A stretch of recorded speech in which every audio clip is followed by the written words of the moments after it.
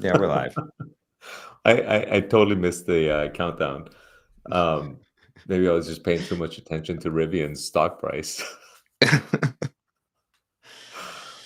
It was right. a pretty good day for Rivian. Yeah, a good day after a really bad day for my portfolio. Yeah, So I think for yeah, everyone's portfolio. yesterday was pretty red. Um, so I don't know. Every time my portfolio goes down, I assume it's like just me. I feel like isolated. But yeah, all my like major holdings, whether Rocket Lab, Robinhood, Rivian, Bumble, Meta, everything like literally was down. Yeah. But you know what was up? What was up? Guess what was up as a percentage of my portfolio. Oh, cash, cash. Cash. That's right. It's a riddle. It's a Cash. riddle. That's right. That's right. Um, all right. Rivian reported yesterday, but before we cover them, because we're going to do a deep dive into Rivian. So there was a couple of other companies that reported. Let's jump right into them. Um, so Uber reported yesterday in the morning. They're down 2% today. What was their report? Beat on revenue, 1.5%, and a 20% beat on EPS. So why is Uber down? What's your best guess as to why Uber is down? I mean, my initial hunch would be just the robo taxi space kind of like it seems like they need to figure that out. Otherwise, Right. they're not going to survive, right? Um, I didn't listen to the call. I don't know if they talked about that at all. And I know Rivian kind of hinted at partnering with an Uber or a Lyft. Um, Right. so, But it but sounds like they they're haven't like they're far away from any kind of a partnership the way that that RJ put it. But we'll talk about yeah, that in a little bit. yeah. I don't think Uber But has any partnerships in place, but also they don't own their own tech. I mean, I know they were trying to build out self-driving vehicles. They were doing a lot of testing in Pittsburgh for a while, but I think they that was stopped under that Travis. program. Yeah, Yeah, as soon as Dara came in, he axed the self-driving robotaxi stuff. But they essentially have a robotaxi plan. Their plan is partner with everybody who has the tech and partner with Waymo, which I think Uber basically does a lot of the Waymo rides. And then they have partnered with, ironically, Lucid of all car companies to deliver on this. Lucid and some other um, tech provider, Neuro or something. And then they plan on sort of partnering with other providers in other countries. So their strategy on robotaxis is this sort of partnership thing, but I think like people are worried that that might not be good enough. You need to have your own sort of tech and right. vehicles and all of that stuff, right? So do you agree? Do you think that's why they're down today as well? Or do you think there's I something else? mean, honestly, like I don't really understand why the market reacts the way it does. So like after a Yeah. very positive, if you held Uber shares yesterday and then or the day before yesterday, and then they report this great quarter, like why are you selling your shares is for a lower price? That would be my thing. But if you're selling them because you're worried about robotaxis, okay, that makes sense. But it's just weird to choose the day after a good quarter for you to sell them, right? And that's sort of like the part that I don't understand, right? Um, One of your former favorites, Shopify, also reported, and they're up 1.2% today. They look like they had a beat on both top line by 3%, 2.8 billion in revenue, and EPS by 13%, 34 cents per share of EPS. So, what are your thoughts on Shopify? Yeah, I mean, well, it's kind of similar to Uber in the sense of it was positive results, it was positive guidance, and I know today it was up, but yesterday after they reported Oh, they earnings, they report were in the down. mornings. Yeah, they They so report it in the morning. That's right. I totally forgot about that. And I forgot yeah, to look at yesterday for. Oh wow, Uber dropped a lot more actually yesterday too. yeah, and Shopify dropped 7% after earnings. Okay, And they're currently down to 100 they're currently at 162, $163 a share. Um, gotcha. yeah, and, like, when I sold my Shopify shares, it wasn't because I'm not a believer in the business or the company. I think it's a very strong business and a very strong Right. company. It's just that I d I have stronger conviction in other plays. I'm trying to consolidate my portfolio.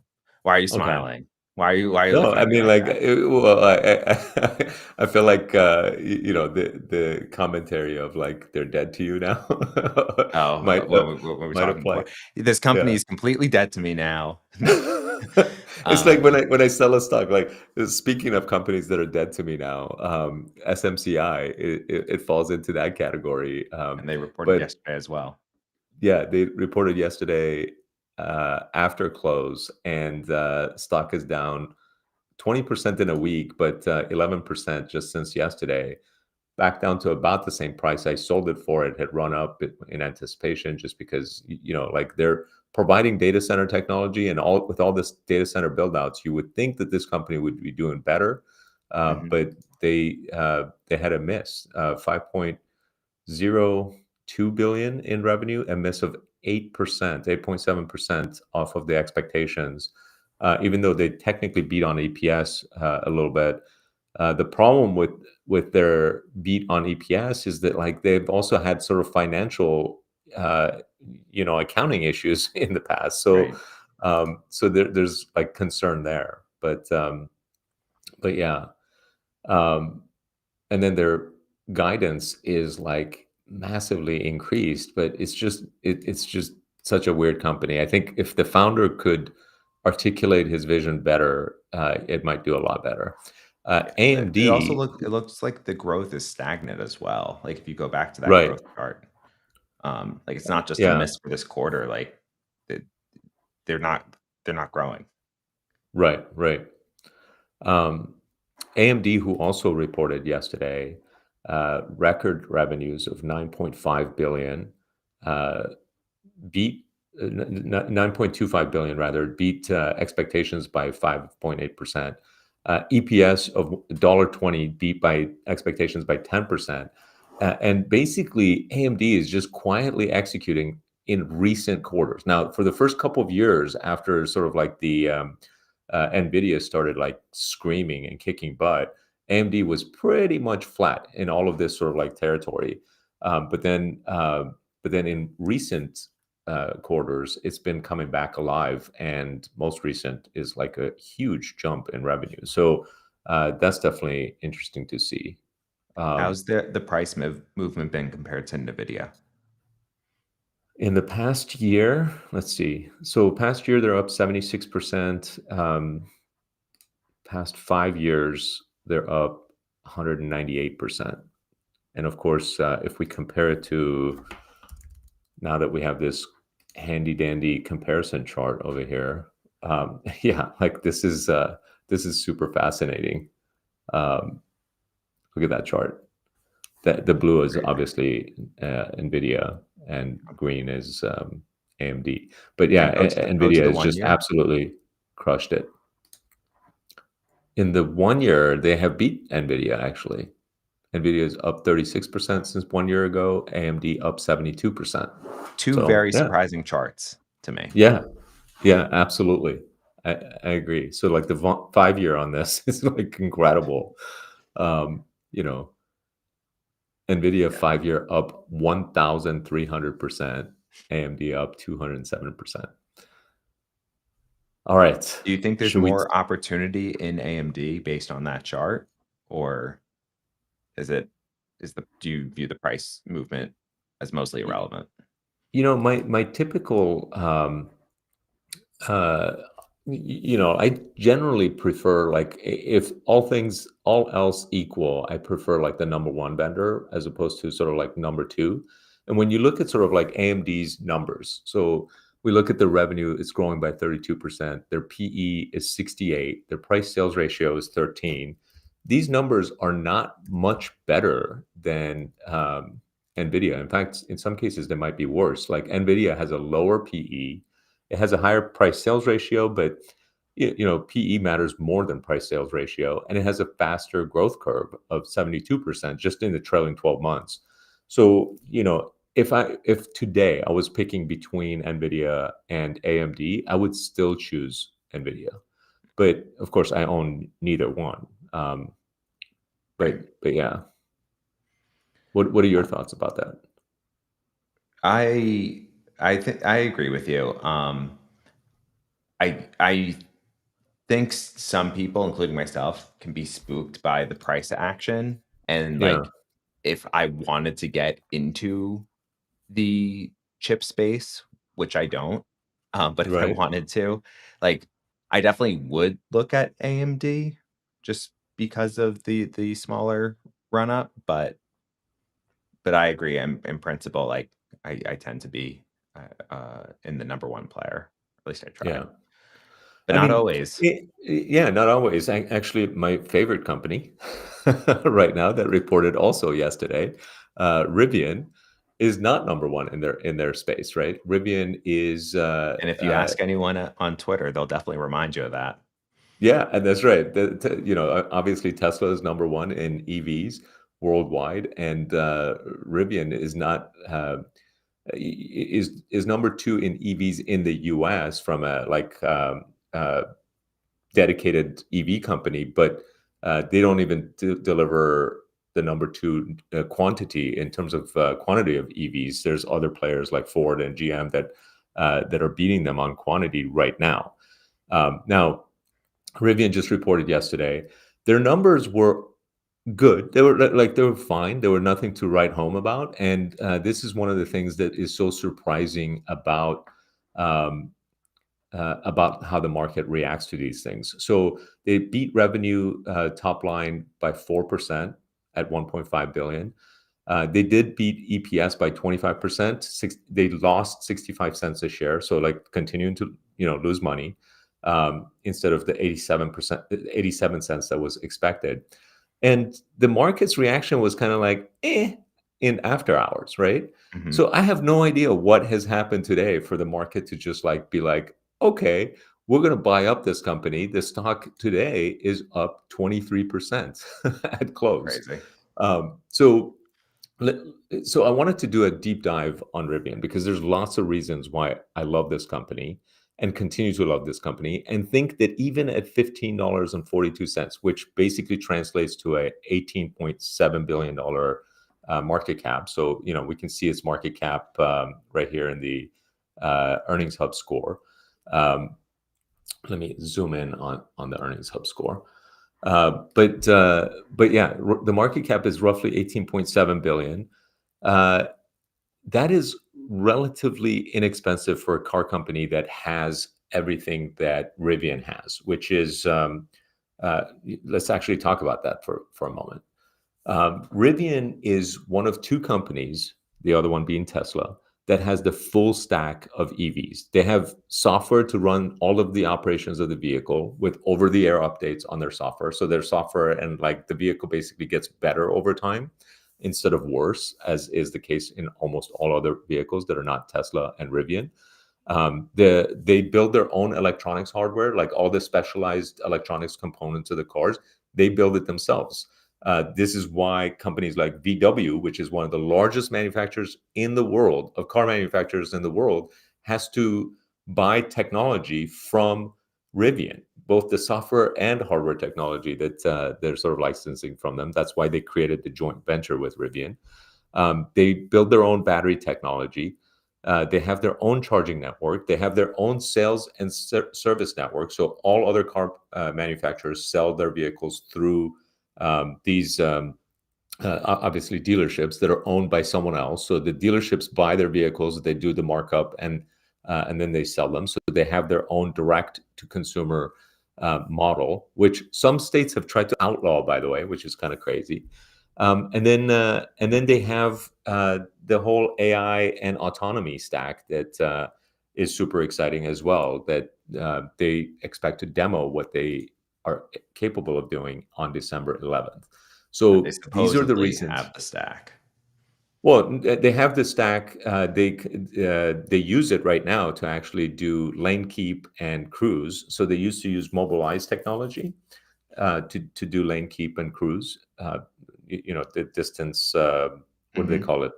Adaptive cruise control. Adaptive cruise control. Thank you. But now they use their own technology. They have the surround cameras around their vehicles that, similar to Tesla, they all get fed into a centralized autonomy computer, and the computer is making decisions on how to sort of like keep you centered in the lane. It's also visualizing the cars around you. It's doing all the same stuff that Teslas are doing. Now they're behind on full self-driving capabilities, but that's the stuff that they plan on demoing on December 11th. Now, we don't know when they're going to be release ready. RJ has been talking about 2026. I think he wants to sort of have it be release ready for the R2 vehicle.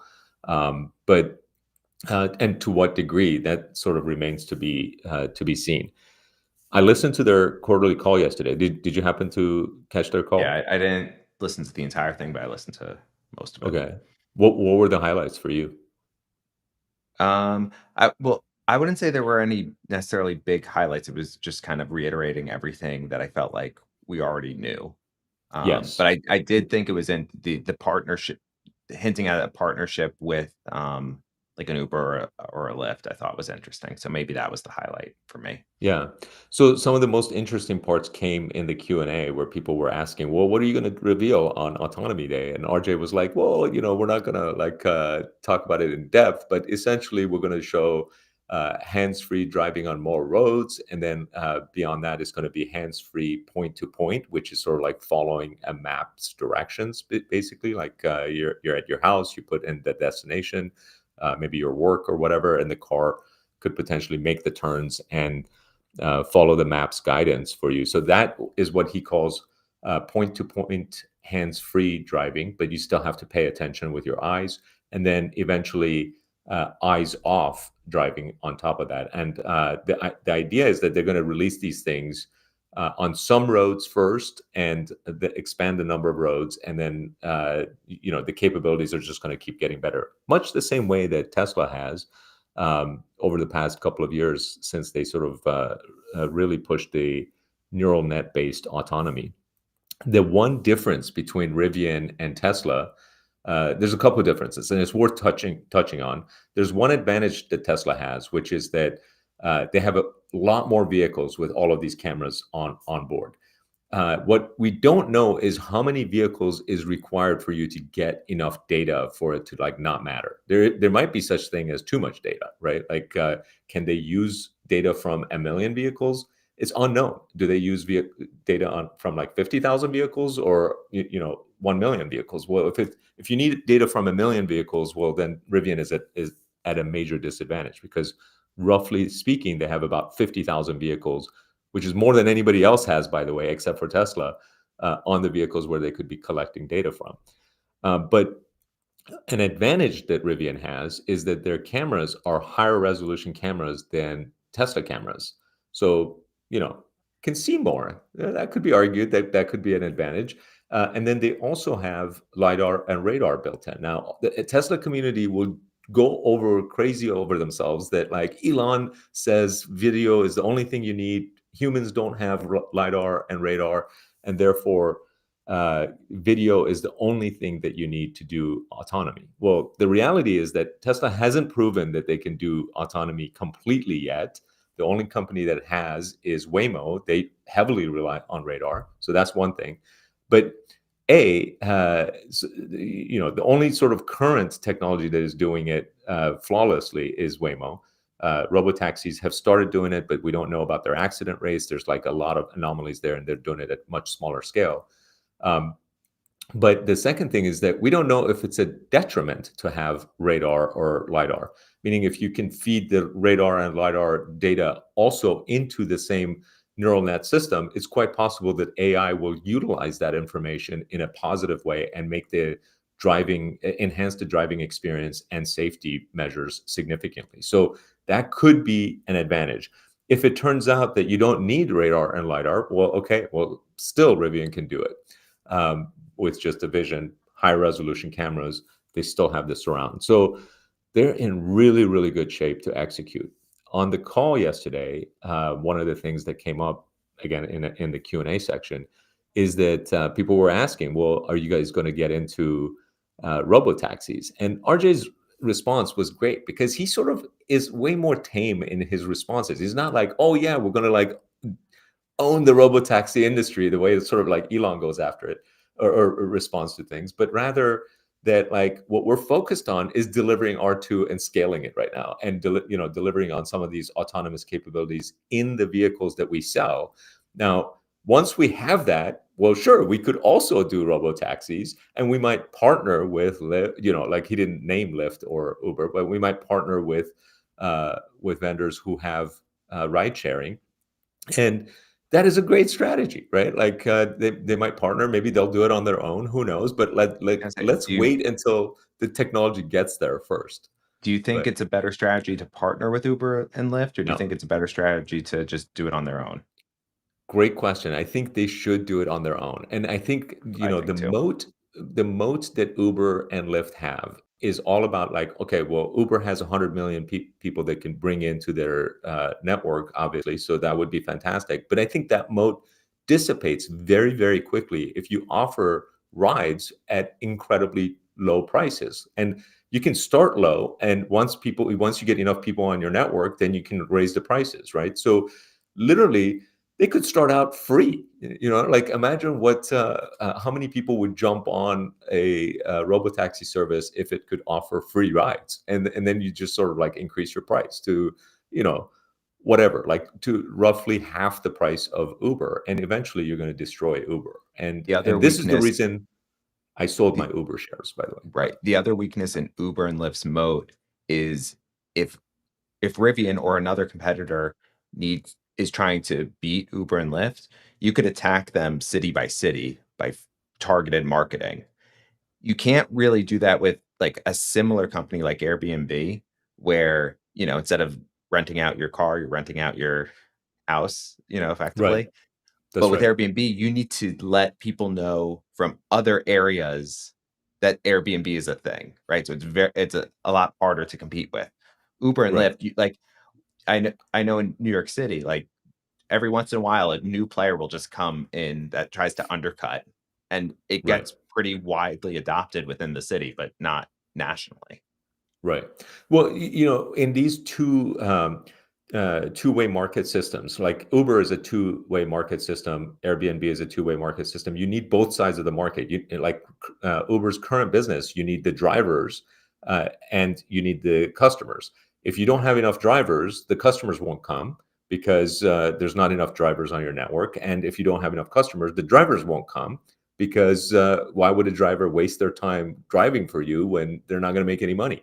So that's why the consolidation on the driver-based two-way markets has already happened, and it's basically Lyft and Uber, and those are the only choices, and everyone else died. It's not that there weren't any other competitors; it's just that they couldn't get both sides of the equation to work out.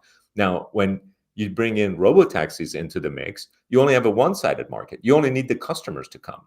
So, in order to get the customers to come, because you already have the vehicles, you could, if the vehicles are not getting utilized, offer them for free. Guess what? Their utilization is going to skyrocket. And then as people love riding your vehicles and driving, then you can raise your prices over time until you're still cheaper, but not quite, until you're cheaper than your competitor. And in some cases, you might be able to charge more, as Waymo is doing. But in my opinion, Waymo's charging more than Uber is short-sighted, um, and is going to shoot themselves in the foot because they're basically opening the door for Tesla robotaxis or whoever else does this in a good way. So I hope when Rivian gets there, they just decide to go at it on their own, because basically you can take your excess inventory of vehicles that you can build versus how many are getting bought, and deploy, just like you said, one city at a time, and deploy these robotaxis. I could see Rivian being a major robotaxi player. And again, their vehicles are also like perfectly designed for robotaxi. They're like 5 passenger. Um, they're SUVs. They can kind of go anywhere. It's like, they have all the pieces of the puzzle to get there. So Yeah, and in addition to coming at an effective price, I mean, in theory, these are gonna be much safer vehicles in regards to, less driving errors. Right. Um, Right. and there's an element of like, not having to deal with a The driver as driver. well. Yeah. Yeah. So there's a lot of positive opportunity. But let's Agreed. pivot to some the negatives of Rivian, Okay. of what people kind of like to There point at online. there's a So lot of risk there. So, no, yeah, they're still not making money. So, that's a big n- risk. It's not only are they it, not making money, they are losing money, right? They yeah. they lose they lose money for every vehicle they sell. So the more vehicles they sell, the more money they lose. They've lost like The- 22 billion already.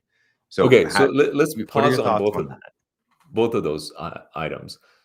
Yes, Rivian's cost per vehicle was higher than the price at which they were selling the vehicles for. And this has been true. It's even true in the latest quarter, by the way. I think they still lost several $1,000s per R1 vehicle that they sold. Now, there's a few reasons for this. One, they launched their vehicle during the biggest supply chain shortage of our time, which they could have just sat on their hands and said, well, we can't release in this environment and shut down or whatever, but instead they chose to move forward. And at the time they had access to huge amounts of capital. They did raise a ton of money. So I think they made the right choice to sort of like put themselves on the map and release these vehicles. But now people are criticizing them that they can never make money because their standard is to lose money per vehicle, and the more vehicles they sell, the more money they lose. Well, obviously, they get that, right? Like, and they've been working on those costs, and those supplier contracts have come up for renewal, and they've reduced their costs substantially to the point where in this last quarter, when you combine their vehicle and software sales, and the margin on the combination of the two was actually a positive 2% margin. So they actually made a gross profit of 2%. Now, that's not enough to sort of operate a company. But again, the idea is that their next generation high volume vehicle, which is the R2, is going to cost a lot less on a per vehicle basis. And they're going to have much higher positive margins on them because they now have secured much better supplier contracts. And the expectation is that they're going to have similar to other vehicle manufacturers in terms of costs. Now, add to that the ability to potentially sell self-driving capabilities at maybe $99 a month, similar to what Tesla is doing as those things come out. Now, all of a sudden, their software revenue could even accelerate further, which has incredibly high margins. So the losing money per vehicle is just like, okay, they did that. Like, so many naysayers and bears on Rivian are just so hyper focused on that. It just doesn't make sense. The second thing you mentioned is that they've lost $22 billion up to this point. Okay. What that shows you is that it's freaking hard to build the full stack of EVs. And this is why companies like Ford and GM and VW, et cetera, are struggling. Because in order for a company to do this right and to build all the technologies, to build, like, bring in all the talent necessary to build the full stack, to build the software, to build the hardware components, to build the battery technology, to build the charging network, all that stuff requires a shitload of money. And when like, when you don't have that money, you can't do it. So, and when you have that money, by the way, it still takes at least a dozen years to get all that stuff done. So the moat that companies like Tesla and now Rivian have around this is incredible. So that $22 billion wasn't wasted. It was building all these components and things that nobody else has, by the way. So when one of the things that I wrote up about Tesla several years back is 5 years ago I created this video basically predicting that the entire rest of the car industry is going to go bankrupt, and that's all of the traditional car makers. And that thesis is going to play out because these car companies cannot transition. And it's not my prediction, by the way; it's the prediction of uh, Clayton Christensen, who wrote this book, The Innovator's Dilemma. And unfortunately, he's passed away because I'd love to hear his commentary on this. But in his book, Innovator's Dilemma, he explains why the incumbents never sort of survive this transition to a disruptive technology. And EVs and autonomy and software-driven cars are multiple disruptive technologies, all of which happen to affect car companies and robotaxis too, by the way. So there's like literally 4 different disruptive technologies. So all of those things are going to be what's going to cause all this traditional car companies to go bankrupt. Now, there's $1 trillion and a half dollars worth of vehicles being sold annually. That is going to continue. Now, with robotaxis, you might argue that that might go down to, like 20-30% over the next 10 years. Okay, but it's still more than $1 trillion. And guess who's going to benefit from that change of disruptive technology, that transition? It's going to be car companies that can take advantage of it. It's going to be the Chinese EV makers. It's going to be Tesla. It's going to be Rivian in the US, right? So lots happening there that keeps me super excited. Now, is it risky? Hell yeah, because they're still not profitable. They haven't crossed that profitability chasm, and Tesla has. So Tesla is not going bankrupt. That's not happening. There is a chance Rivian will go bankrupt, but for Tesla to 10x, I feel like it's much more difficult than for Rivian. For Tesla to 10x, all the things that Elon is predicting has to happen, like all of the robots and he's got to build the robot army, as he talks about, where he's building 50 million robots. But anyway, so that would be my responses to those 2 pieces of criticism. Let's move on to today's earnings. Okay. Oh yeah, we have other earnings to cover, huh? What else? Oh wait, holy cow! Robinhood and Bumble, 2 of my other largest holdings. How have they done? Do we know? Oh, Robinhood, look at this. Beat on top line by 5% and a beat on bottom line EPS of 15%. So that is pretty awesome. What did the stock do Down. after hours? Down. Okay. So this is always fascinating, right? Because, I've been talking about how these companies' expectations are, ahead of their current performance, and this could be exactly the result of that. But I like the beats. I gotta say, I like the 1.27 billion in revenue.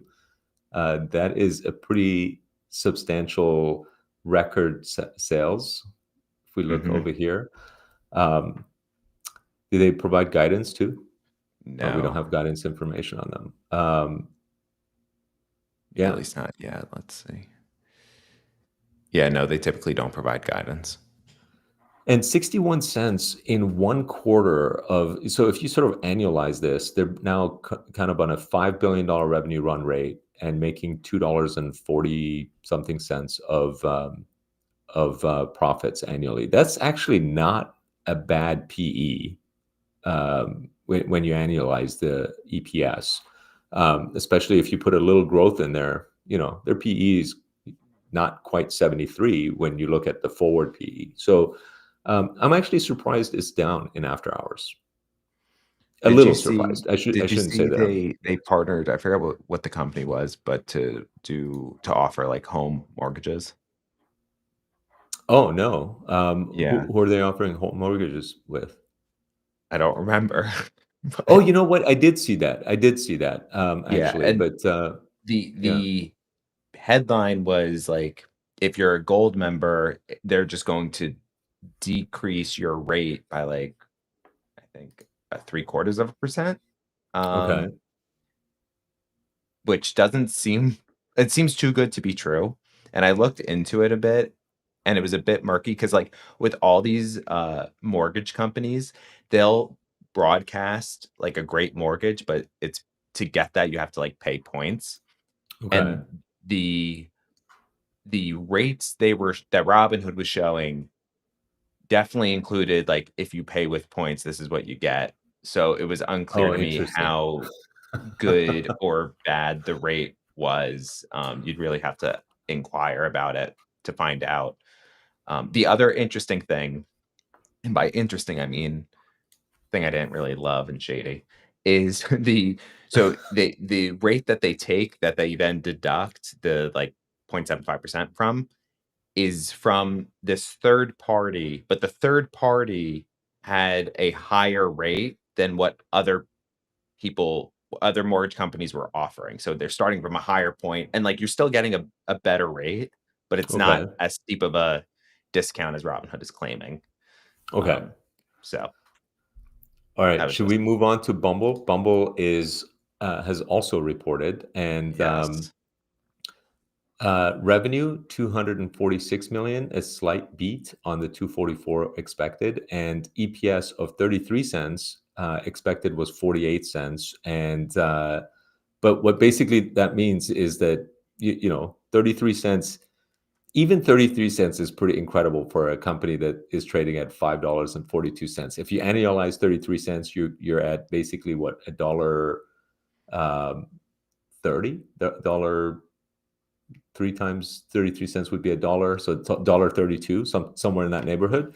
And the whole company is trading at $5.42. So forget Well, about this. $5.02. Oh, is it down in after hours? Yeah, it's right. It's on your screen. Down 7%. Oh yeah, yeah. I'm just paying attention to this 542 up here. Like, yeah, Yeah. I down 7%. I love that. This is perfect. So let's actually look at, because you never know what the market is going to do. This is why I love the stock market. Is that So are you sometimes. gonna be a buyer tomorrow? Well, I'm gonna. You know what? Why don't we analyze this together right Let's now, do it. and then we can determine whether or not I'm going to be a buyer. Maybe tonight in after hours. Who knows? Um, okay, so let's look at the numbers. Total revenue 246. Bumble app revenue almost 200 million. So the revenue is down 10% year over year. Yep. Total paying users 3.6 million. Bumble app paying users 2.3 million. Total ARPU. Okay, net earnings 51 million, and adjusted EBITDA 83 million. Which is up These, 1% yeah, but year-over-year. the 51 million net earnings and 83 million adjusted EBITDA are pretty incredible for a company trading as cheaply as they are. So let's dive in a little bit further. Um, let's see, there's not much seasonality in their business, so the fact that they are also not going down in revenue from quarter to quarter, like 248 to 246, is hope that maybe their sort of like decline has ended, maybe. So that's a positive to me as well. Like quarter to quarter, it seems like more stable. um, they're getting more revenue per user. The average revenue per user is up. Right. It seems like user count is dropping, but revenue per Number of user is users. increasing. Now, Whitney did say that they're wanting better members, and they want to reduce spam, and they're not afraid of losing members and increasing quality. So it sounds like some of that is coming to fruition. So Do you that doesn't do you scare me. think she's saying that to make the report sound better, knowing that the Well, trend is negative? basically, when she came back, immediately she put in several different objectives. One of them was that we're going to basically eliminate or try to eliminate spam and harassment, and increase the quality of connections. And what that means is that we might lose some paying members that are not in line with what we're looking for, but so be it, Yeah, and I she mean, set that expectation both internally as well as externally. So um, I well, don't know if she knew exactly how much this was going to go down, but I guess, yeah, what would be what would. great, and maybe they show it in the report, is of the users that were lost, how many were due to, like, Bumble's actions of, Trying to you improve know quality. right, versus, we'll call it organic losses, Yeah, I right? mean, that's a great Because they call have out. that data. But one thing to sort of note is that the number of paying users is willing to pay pretty significantly more, right? They're paying 11% more on average. So that's interesting. Their other app, which is their international app, I believe, is not doing as well. But it's, again, it's not like decreasing in any like rapid form. So that seems okay. Let's see, quarterly adjusted EBITDA, 83 million, down slightly from last quarter of 95, but up significantly from previous quarters. Let's see, annual adjusted EBITDA. Did their 2024? I was going to say their 2025 hasn't finished yet. I'm surprised there was an annual chart there, but okay. Financial outlook, they're expecting Q3 is what they just reported, right? Like, Yes. is this intended to be Q4? Either that's supposed to be Q4 or the word outlook is maybe a little misleading. Well, this Financial results. has got to be going forward. So that is actually surprising because I suspect this is Q4 of 2025. So this does seem to be substantially down from the current quarter, which I think the current quarter was 246 million in revenue. Yes. And then, but adjusted EBITDA still very positive of 61 million. All right, now let's look at some of the other things here. In Q3 2025, net earnings was 51 million compared to a loss of 849. But again, that may have been due to write-downs. Adjusted EBITDA, okay. Looking just like rudimentary at these numbers, they don't scare me. So the reason I'm in this company is because of the valuation mismatch from where things I think should be. And the valuation mismatch is that basically if you take this 33-cent profit, EPS profit, multiply by 4, that's their sort of like expected run rate of $1.32. For a company that is pumping out $1.32 of profits per share, trading at $5, basically, that means it's trading at a PE of 4, right?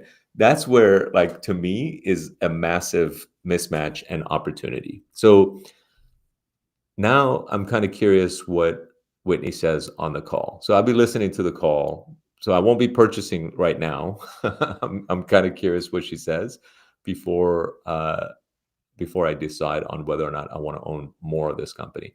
The other thing is that I want to see why there is a decline in Q4 expectations, assuming that was a Assuming that's typo. correct. Yeah. Yeah. Or incorrect. Yeah. And yeah.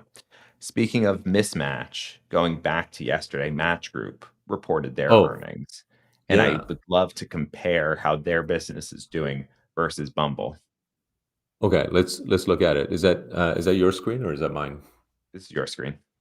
Oh, let me pull up Match. Okay, so Match had 914 million. Revenue was basically as expected. EPS was 26% lower, similar to Bumble actually. And then what did they do? They were up 5% today. What a fascinating difference here. And their revenue of 914 million compared to Q3, what is that? Q3 of is up just a little bit, less than, what is that, 3%? Let's open up their slides. Kind of curious what we have here. So year-over-year revenue up 2% for Match. Basically, this is also a company that's stagnant for the most part. They have some detailed numbers on Tinder versus Hinge. Hinge is up 26%. Tinder is down 4%. They have some other products that are both down for Europe and Asia. So their numbers to me do not look significantly better than Bumble. And this is again another reason why I'm excited about Bumble, right? Because they're trading at 2.3 times sales. So with 3.5 billion in revenue, their valuation is 8 billion, and the market still rewarded them for yesterday's miss, and they're up 5% today. Whereas when you compare that to Bumble, they Bumble has 1 billion in revenue. We don't need to go to the earnings tab. 1 billion in revenue with a market cap of 0.6 times revenue, or $563 million. So super fascinating. There's like a huge mismatch between Bumble, Grindr, and Match, the three companies that are in the same market, with Bumble getting a fraction of the valuation that the other two are getting, despite the fact that they're all kind of in a similar boat from a financial and revenue growth and profitability perspective. But Bumble, just, I don't know, for like some odd reason that I can't figure out, is significantly lower. So either I'm like completely wrong and have totally missed this one, or or the market will correct for it at some point in the future. And again, you never know when that's going to happen. I had no idea that, like, even after looking at Rivian's numbers yesterday, I had no idea that Rivian might go up today. In fact, I thought that the market might take it down further, and I was thinking, if it takes it down further, I'll buy some more. It went up. I bought some more this morning. So you never know. You never know what's going to happen. Yeah. So In what in the I'm case of in the case of both Rivian and Bumble, by the way, they are both small enough companies, market cap wise, with Bumble being sub 1 billion, so this is like a almost micro cap, and Rivian at 17 billion. That if certain whales identify these companies as opportunities and they start to buy shares in them, the stock price can easily go up very, very rapidly, without the entire market deciding that, like, oh, turning positive on them, right? Like literally one person could make a big difference in terms of some of these purchases. So that's also another fascinating thing. so what What I'm were you going to hearing say? from all this is that you're going to buy more tomorrow. There's a possibility. I'm going to listen to the call Yeah, you gotta listen to the earnings first. call. Yeah. Um, okay, we're running short on time. Should we talk about tomorrow's earnings, or should we get to listener questions? We can just briefly touch on who's reporting tomorrow, which is, do you want to just cover that real quick? Yeah, some big names is Celsius, Oscar, Soundhound, Airbnb. To me, Warner Brothers, I used to own them. Have Mm. you been following Warner Brothers at all?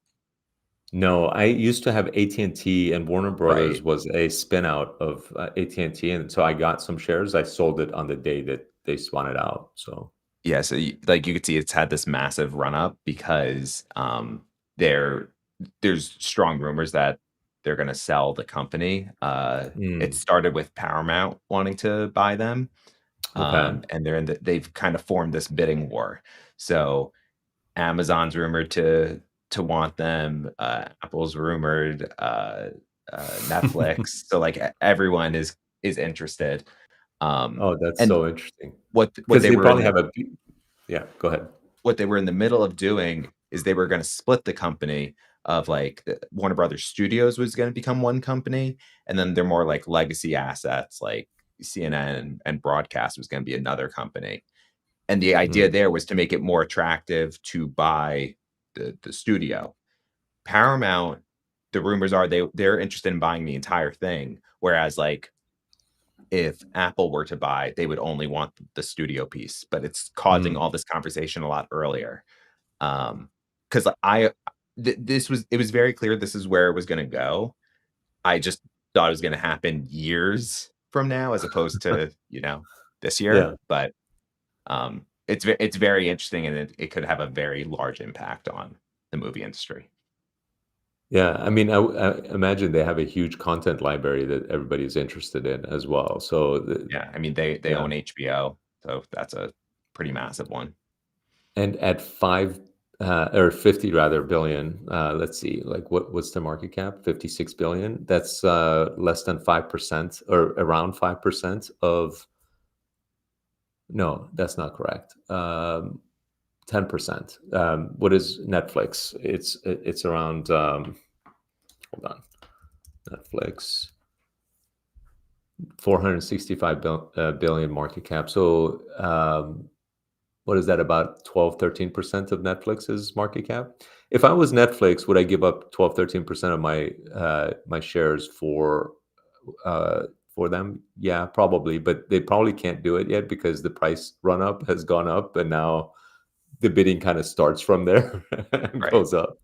So Yeah. you have to give a premium essentially. So they might have to give up 15 or 20% of their stock in order to buy it. Yeah. All So right, should we move on to listener questions? let's do it.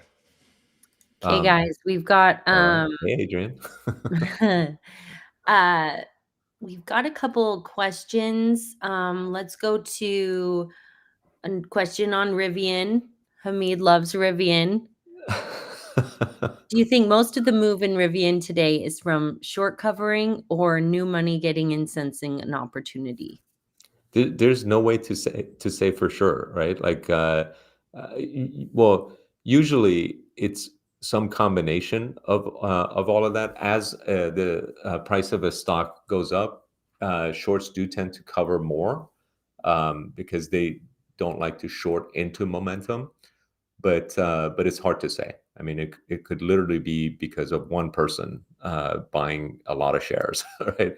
Um, for example, before the Twitter acquisition, Twitter was mysteriously going up for like over a month.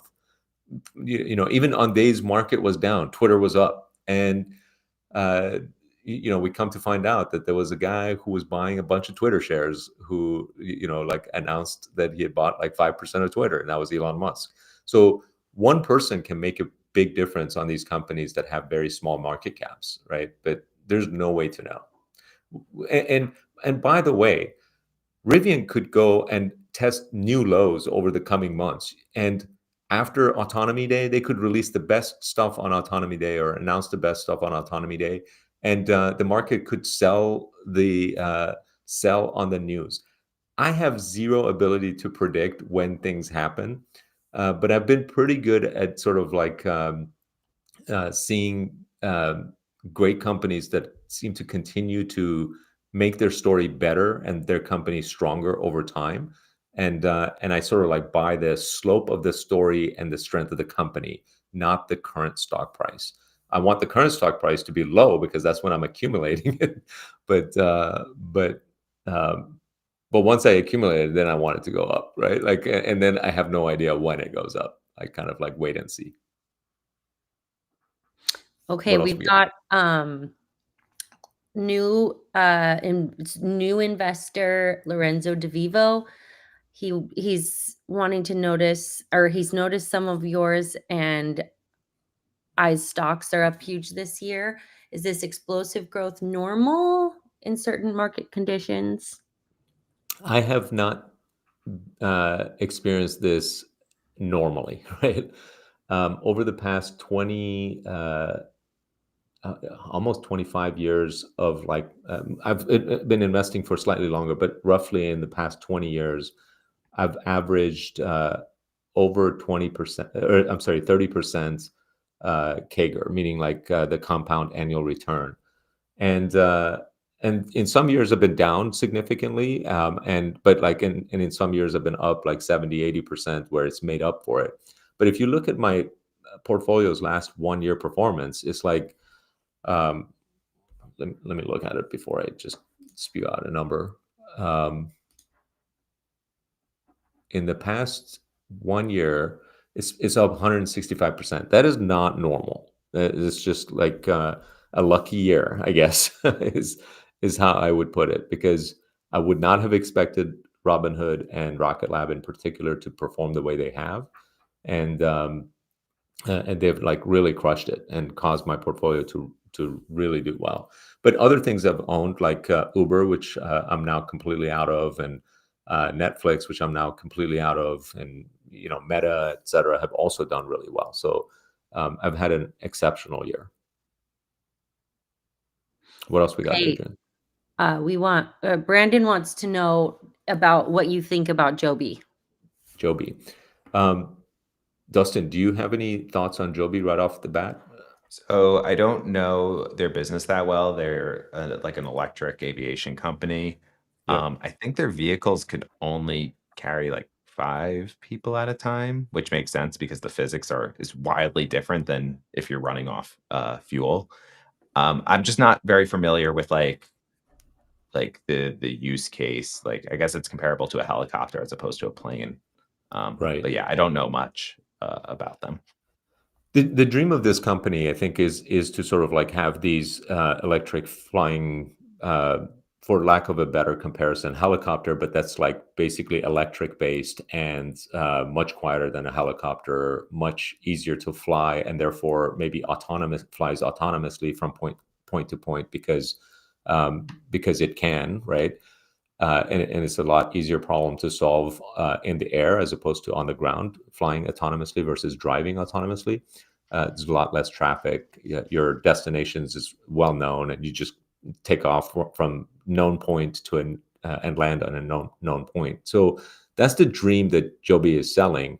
Now the market cap of this company is 13 billion with 22 million in revenue. So like they don't have any actual revenues from selling these vehicles as far as I know. They haven't started delivering them. So this is one of those things where I would say it's unproven tech, unproven company, unproven team, with a very rich valuation. Now, that doesn't mean it's not going to go up from here, and that doesn't mean they're not going to be super successful. It might be, but interestingly, this is too high risk from my perspective, and that's why I don't benefit from these kind of companies as success. That's why I'm not personally in Joby. Um, and this is just something that I wouldn't invest in under normal circumstances, because I also don't know them intimately either. But let's say, for example, this company becomes successful and starts delivering these vehicles, let's say they make 100 of them and deliver 100 of them next year. 100 at $1 million a piece is $100 million in revenue. The following year, if they can double that number and deliver 200 of them at $1 million a piece, that's 200 million in revenue. So a $200 million revenue company in 2027 being valued at 13 billion would still be rich, right? So when you sort of like fast forward even down the road, it's still like a high valuation from my perspective. Let's hit one or two more questions depending on how quick we get to them. This one's about Robinhood. Do you pay attention to insiders and institutional investors when you do you factor that in? No, almost never. Insiders usually only sell unless they're on their second or third company. So, like founders like Vlad or his co-founder, they had nothing before they started this company. So their entire net worth is from Robinhood. So imagine having like a $5 billion net worth and no cash to buy a house. What are you like? Obviously, you're going to sell shares, right? Like, it's just not like you can't buy shares. You don't have any money. What are you going to buy shares with? So if Vlad sells out of Robinhood and is now CEO of a new company, he goes and becomes CEO of Rivian, then he might buy some shares in Rivian as the CEO of Rivian, right? But like until you've had a major success and now CEO of another public company, don't expect these CEOs to be buying shares because they just don't have money. So, and then on the institutional side, I basically don't care what they think. It's similar to what analysts think. That's kind of my perspective on it. What's yours, Dustin? What do you think? Yeah, I don't really pay attention to it. I think if anything, it creates a buying opportunity most of the time. Right. But yeah, I think it's usually a nothing burger. Okay, Adrian, do we have a let's end on this one. Shout out to your product. Are you able to listen to all earnings calls on Earnings Hubs? Yeah. Oh, not the free version. We limited. What do we limit it to now, Dustin? Yeah, A like couple a minutes, 2-minute or preview or something like that? no. Actually, you can listen to one full call, but once you pass the 2-minute mark, we count that as your full call. I think Yeah, but that's you how could it listen works. to all the other earnings calls on Earnings Hub Plus, which is $4 a month paid annually for $48 a year. So Yes. All right. Awesome. Let's wrap it up here then. Thank awesome. you very Okay. much. Well, Dustin, what were you going to say? Well, I was just gonna say I heard something. Did you hear that? You hear people clicking 5 stars, subscribe, like, comment, all that good stuff. Thanks everyone for listening.